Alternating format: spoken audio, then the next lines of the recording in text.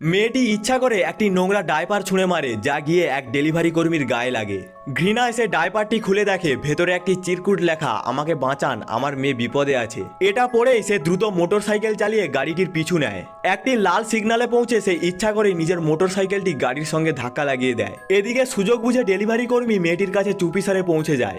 মেয়েটির স্বামী রেগে গিয়ে গাড়ি থেকে নেমে ডেলিভারি কর্মীর কাছ থেকে ক্ষতিপূরণের দাবি করতে থাকে। এই সুযোগে মেয়েটি নিজের ছোট্ট মেয়েকে নিরাপদে ডেলিভারি কর্মীর হাতে তুলে দেয়, কারণ তার স্বামী পরিকল্পনা করেছিল তাদের মেয়েকে মেরে ফেলবে। এরপর সে একটি বালিশকে কম্বলে জড়িয়ে এমনভাবে কোলে নেয় যেন সেটাই তার মেয়ে। কিছুক্ষণ পর গাড়িটি আবার চলতে শুরু করে, আর আসল শিশুটি তখন নিরাপদে ডেলিভারি কর্মীর কাছে থাকে।